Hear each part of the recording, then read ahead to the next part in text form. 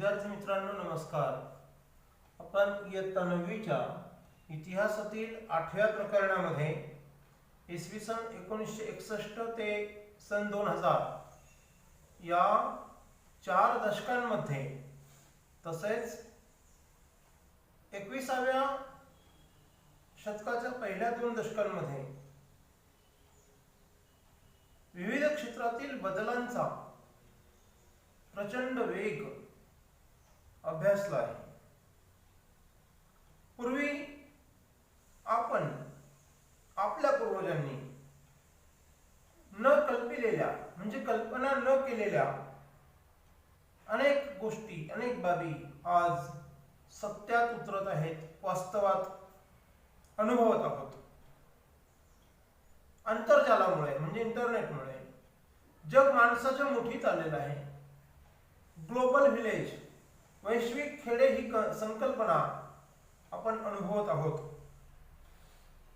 प्राचीन काळामध्ये धर्म ही माणसाची महत्त्वपूर्ण ओळख होती। हिंदू, मुस्लिम, ख्रिस्ती, शीख, जैन, बौद्ध, पारशी, ज्यूज या सर्व धर्मांसमोर या बदलांमुळे आधुनिकीकरणामुळे काही आव्हाने देखील समोर आलेली आहेत। पारंपरिक विचारसरणीमध्ये मोठा बदल झालेला दिसून येतोय आणि हा बदल आपल्या देशामध्ये भारतामध्ये भारतीय संविधानाच्या माध्यमातून डॉक्टर बाबासाहेब आंबेडकरांनी घडवून आणलेला आहे। तर मग आज या 9व्या प्रकरणामध्ये बदलते जीवन भाग 1 या पहिल्या व्हिडिओमध्ये आपण यातील ठळक बदलांचा अभ्यास करणार आहोत। डॉक्टर बाबासाहेब आंबेडकरांच्या अमोघ कर्तृत्वामुळे भारतीय राज्यघटनेच्या भारतीय संविधानाच्या माध्यमातून जे मूलभूत बदल घडून आले त्याचा दीर्घकालीन चांगला परिणाम काय घडून आला त्याबद्दल आपला फोकस असणार आहे। भारतीय संविधानामध्ये कायद्यासमोर सर्व नागरिक समान आहेत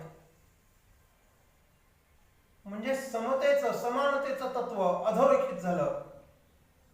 त्यामुळे पारंपरिक विचारसरणीला मोठा छेद मिळाला।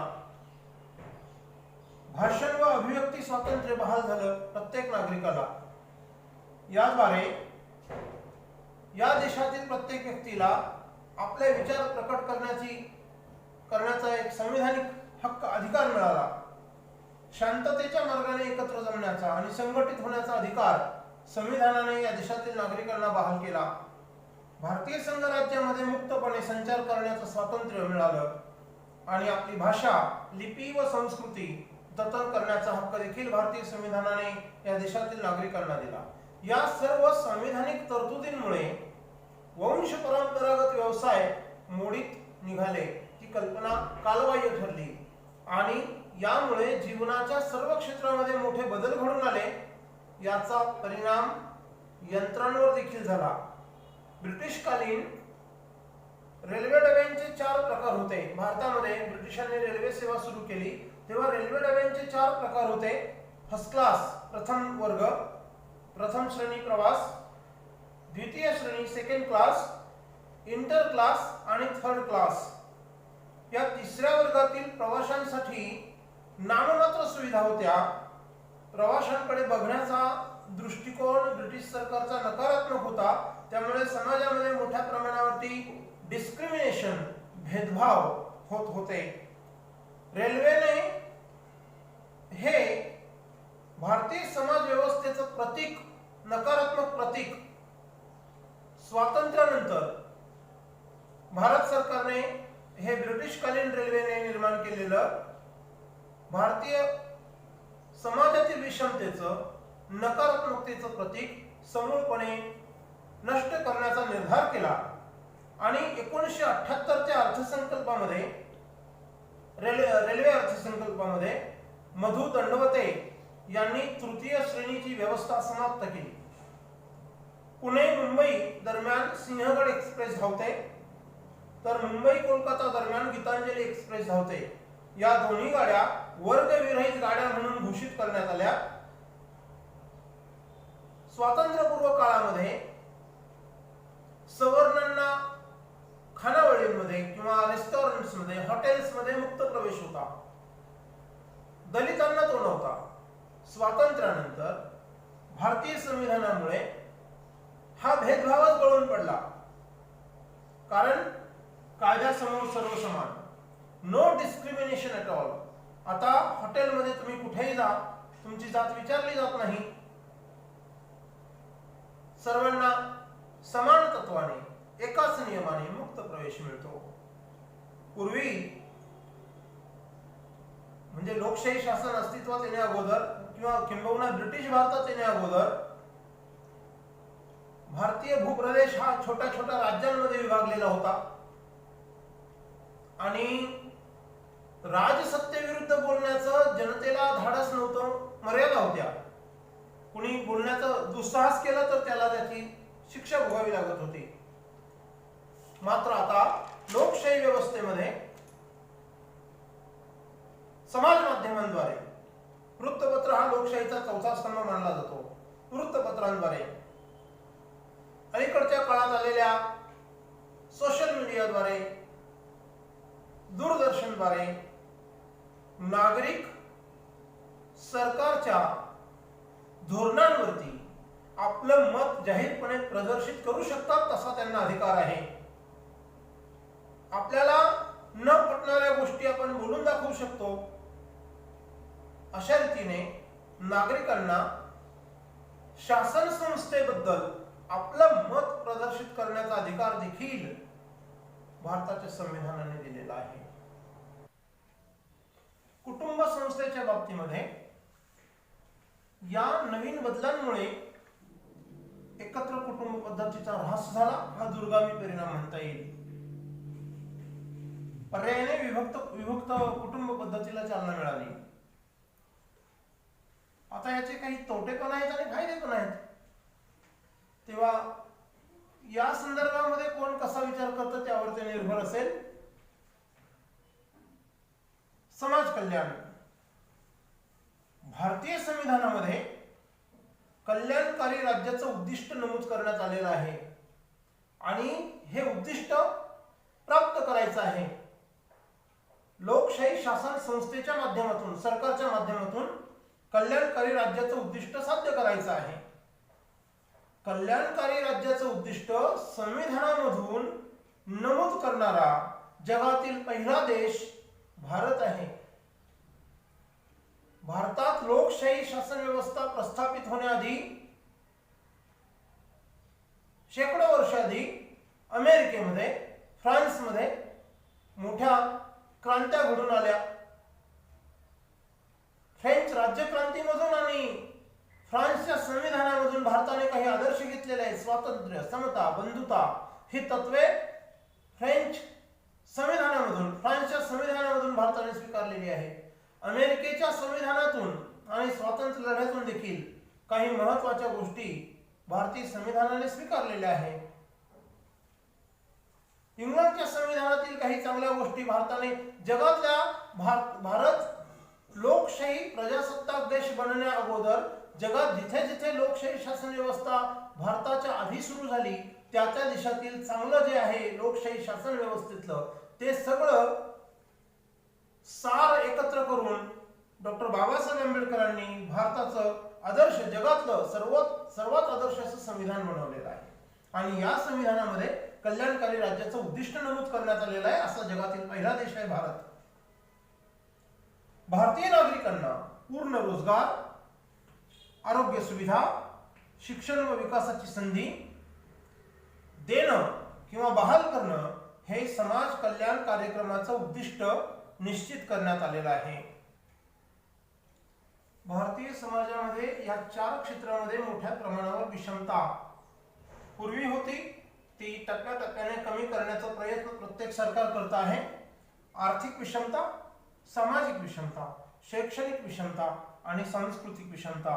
परंतु 1947 नंतर आजपर्यंत बदल वेगाने होत आहेत आणि भारतीय समाजामध्ये वैचारिक बदल सकारात्मकतेने मोठ्या प्रमाणावर घडून येत असल्यामुळे या चारही क्षेत्रातील विषमता किंवा विषमतेची दरी कमी करण्यामध्ये सरकार यशस्वी होत आहे. पण 100% विषमतेचं उच्चाटन झालं असं म्हणणं थोडं धाडसाचं ठरेल. यासाठी आपल्याला अजून कसोशीने प्रयत्न करावे लागतील. ज्या ज्या ठिकाणी ही विषमता आजही अस्तित्वात असेल ती मिटविण्यासाठी समाज आणि शासन या दोन्ही स्तरावरती एकत्रितपणे प्रयत्न करण्याची आवश्यकता आहे. विकासाच्या संधींपासून वंचित असलेले घटक कोणते? स्त्रिया, मुले, दिव्यांग, अनुसूचित जाती जमातीचे घटक आणि अल्पसंख्याक घटक हे विकासाच्या संधींपासून कमी अधिक प्रमाणामध्ये वंचित राहिलेले आहेत. त्यांना विकासाच्या मुख्य प्रवाहामध्ये आणणं हे देखील एक मोठं आव्हान शासन संस्थेसमोर आहे. सरकार त्यासाठी सतत प्रयत्नशील असतं.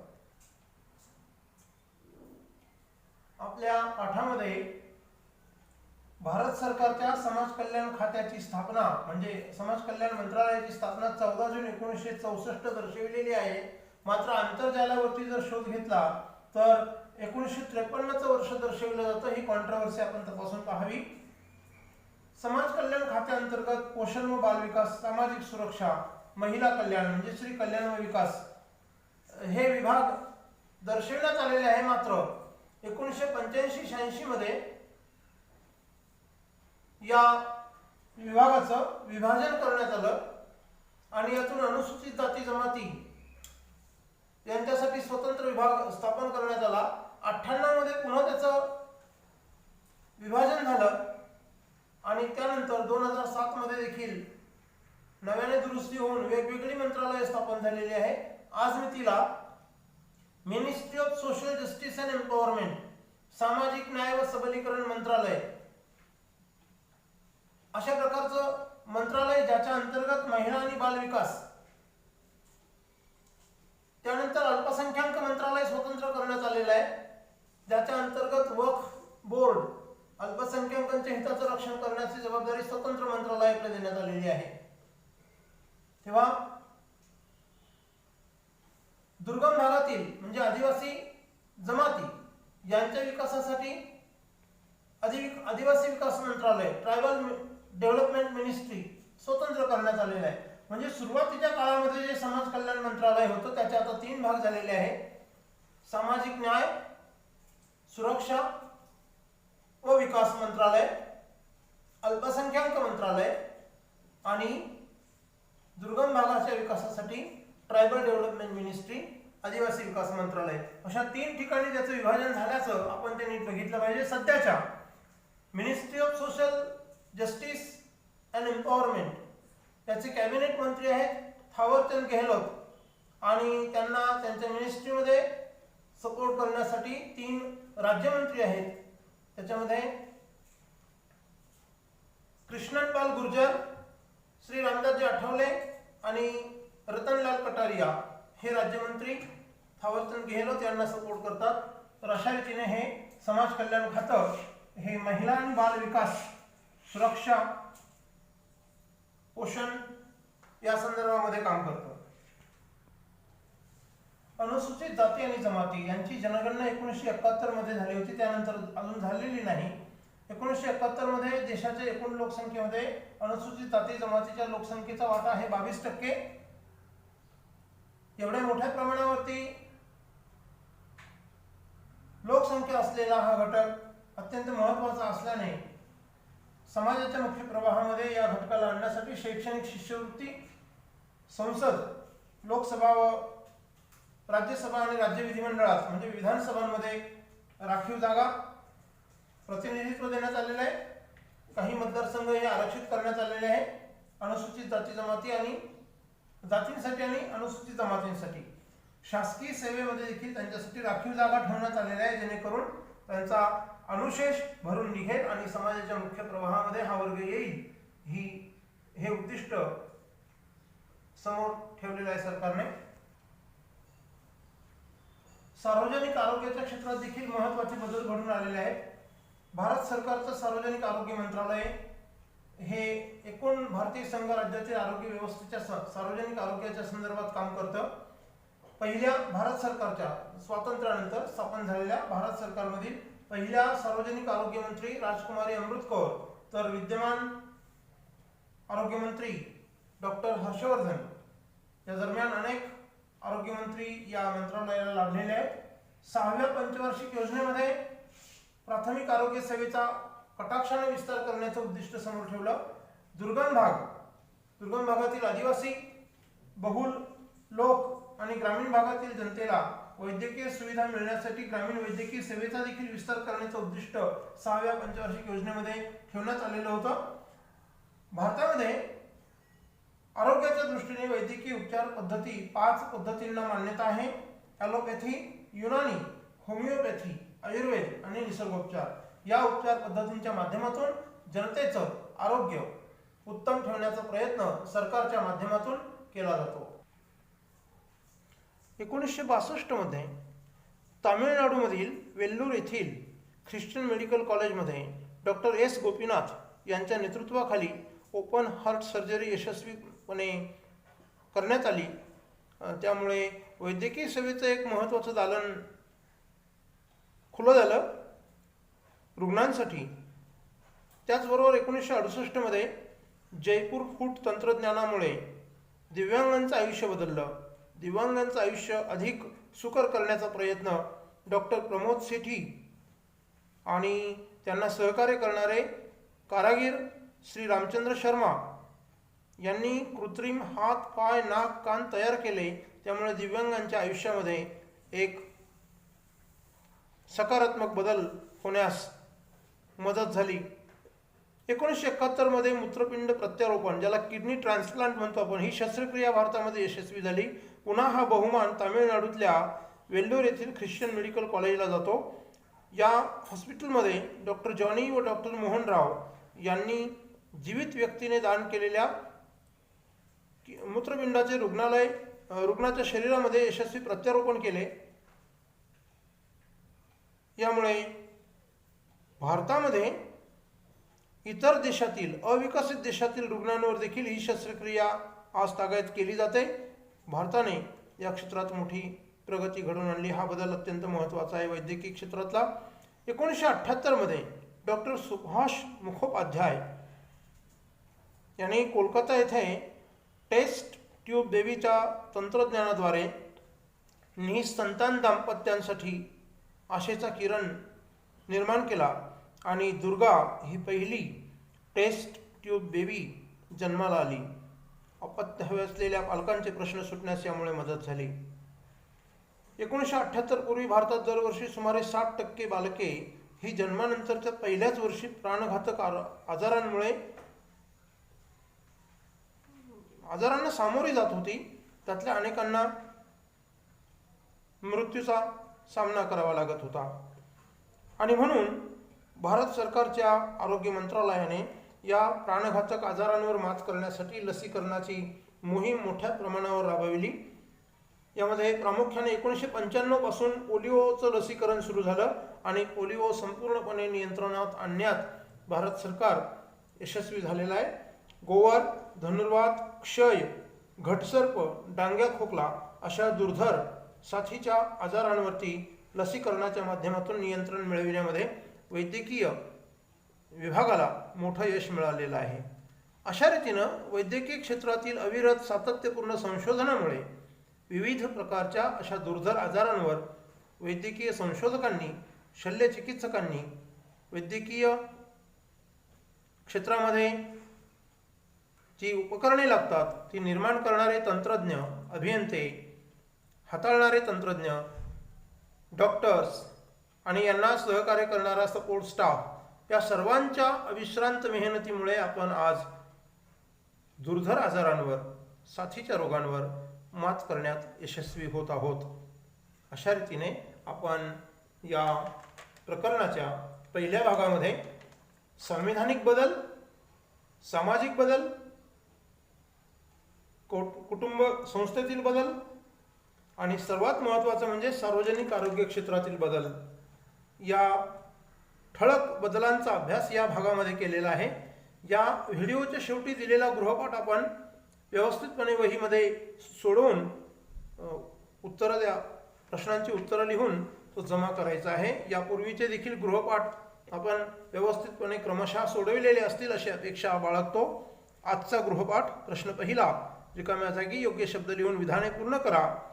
भारतीय संविधानातील टिंबटिंब स्वातंत्र्याच्या तरतुदीमुळे जाती व्यवस्थेच्या चौकटीला धक्का देत वंश परंपरागत व्यवसाय कल्पना मोडीत निघाली. 2. भारतीय रेल्वेतील ब्रिटिश काळात सुरू करण्यात आलेली विषमता, अन्याय, भेदभावाचे प्रतीक बनलेली प्रवाशांसाठीची तृतीय श्रेणी व्यवस्था टिंबटिंब यांनी संपुष्टात आणली. 3. राष्ट्राच्या घटनेत म्हणजे भारतीय संविधानात कल्याणकारी राज्याचे उद्दिष्ट मांडणारा जगातील पहिला देश टिंबटिंब हा होय. 4. भारतात पहिली ओपन हार्ट शस्त्रक्रिया तामिळनाडूमध्ये वेल्लोर येथील ख्रिश्चन मेडिकल कॉलेज हॉस्पिटलमध्ये टिंबटिंब यांच्या नेतृत्वाखाली पार पडली. आणि 5. भारतात अपत्य नसलेल्या दाम्पत्यांसाठी टेस्ट ट्यूब बेबी तंत्रज्ञानाद्वारे यशस्वी प्रयोग कोलकाता येथे टिंबटिंब यांनी घडवून आणला. प्रश्न 2. गटात न बसणारी चुकीची जोडी ओळखून पुन्हा लिहा. जयपूर फूट डॉक्टर प्रमोद सेठी व रामचंद्र शर्मा. मूत्रपिंड प्रत्यारोपण डॉक्टर जॉनी व डॉक्टर मोहन राव. गीतांजली व पंचवटी एक्सप्रेस वर्गविरहित रेल्वे गाड्या. ब्रिटिशकालीन भारतीय रेल्वे सामाजिक भेदभावाचे प्रतीक. प्रश्न 3. संकल्पना चित्र पूर्ण करा.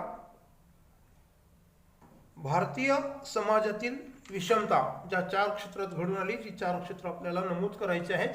त्यानंतर पुढचं संकल्पना चित्र, भारतीय समाजातील विकासाच्या संधींपासून वंचित घटक, एक घटक त्या ठिकाणी दिलेला आहे दिव्यांग, अन्य 4 घटक आपण लिहायचे आहेत.